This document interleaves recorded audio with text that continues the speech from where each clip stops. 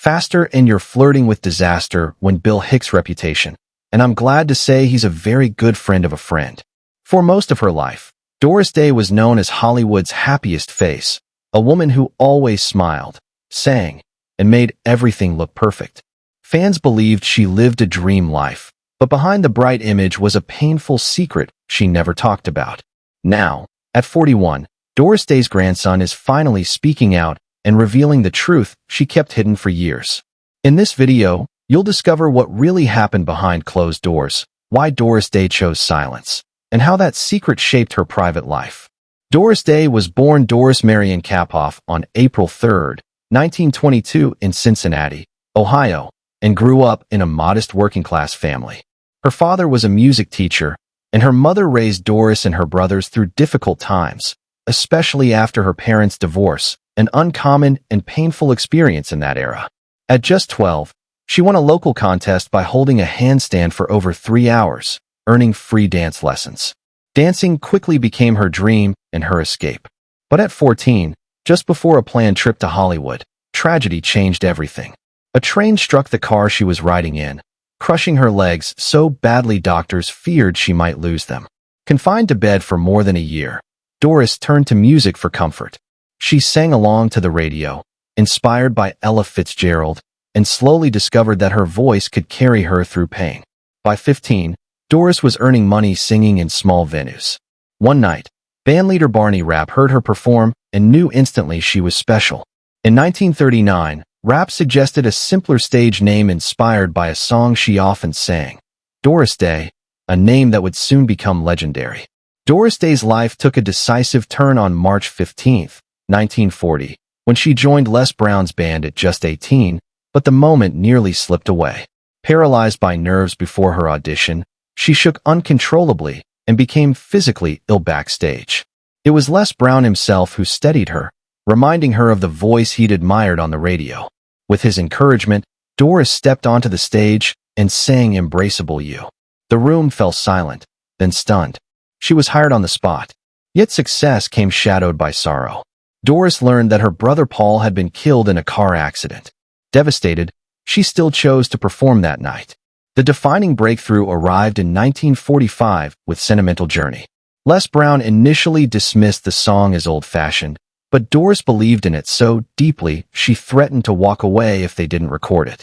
He finally agreed, and the song became a phenomenon, selling over 1 million copies in a year and capturing the longing of soldiers returning home from World War II. Refusing to compromise, Doris fought for creative control and won. The result was its magic, recorded in a single breathtaking take. The song sold millions, earned an Academy Award nomination, and became so popular that Columbia paused other releases just to keep up with demand. Doris Day's rise, shaped by fear, loss, and fierce conviction, was anything but ordinary.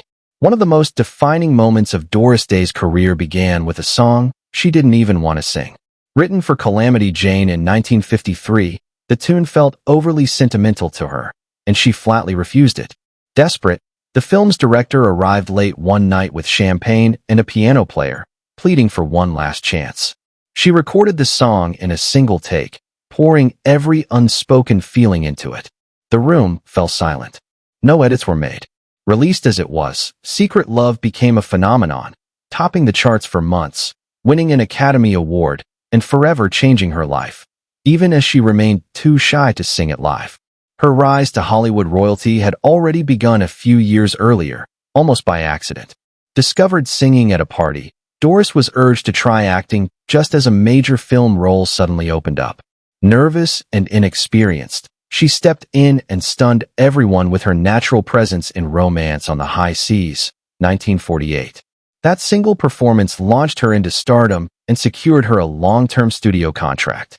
Throughout the 1950s, Doris became synonymous with musical success. While The Pajama Game proved her effortless charm and comic timing, then came a turning point with Love Me or Leave Me, 1955. In a darker dramatic role, she shattered expectations, earning critical praise and proving she was far more than Hollywood's smiling songbird. By the late 1950s and early 1960s, Doris Day was America's most reliable box office star. Pillow Talk, 1959, paired her with Rock Hudson in a sparkling romantic comedy that became a cultural landmark and earned her an Oscar nomination. Together, they defined an era, and Doris reigned as the nation's favorite leading lady. Yet behind the success was pressure, the weight of always being perfect. After her television series ended in the early 1970s, Doris quietly walked away from fame.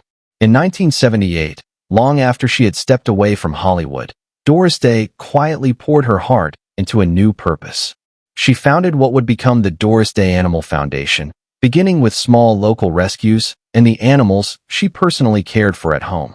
Over time, that love grew into a global mission. By the mid-1990s, Doris was tackling the larger issue of animal overpopulation, launching World Spay Day in 1995, a movement that eventually reached more than 70 countries and spared millions of animals from suffering.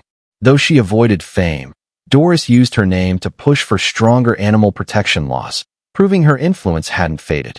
Then, in a surprising final gift, she returned to music in 2011 at age 89 with My Heart, an intimate album built from recordings made decades earlier. Many songs were written by her late son, Terry, and one tender track even blended their voices.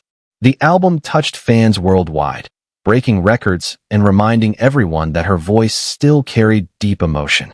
Even so, Doris retreated once more into a quiet life. Her final public words, shared on her 97th birthday in 2019, thanked her fans and gently urged them to keep caring for the animals she loved so deeply. Doris Day's life shifted into darkness long before the spotlight found her. At just 17, she married Al Jordan, a 23-year-old musician. Despite her mother's urgent warnings, Doris believed love would be enough. It wasn't. Almost immediately after their wedding in April 1941, the dream collapsed into violence. A harmless gesture thanking a fellow band member with a polite kiss sparked Jordan's rage. He dragged her out of a theater through New York streets and back to their hotel, where he brutally beat her. That night set the tone for what followed. When Doris became pregnant, the abuse intensified. Jordan demanded an illegal abortion, and when she refused, he assaulted her so severely she nearly lost the child. The most terrifying moment came late in her pregnancy when he drove her to an isolated place with a gun hidden in the car, intending to kill her, their unborn baby, and himself. Doris survived only by staying calm and talking him down. But the fear never left her. She hoped her second marriage would be different. In 1946, Doris married saxophonist George Weidler, a man who initially felt like a fresh start. A young single mother, she fell quickly, and they moved to Hollywood with dreams of a brighter future. At first, life seemed hopeful, but the illusion didn't last.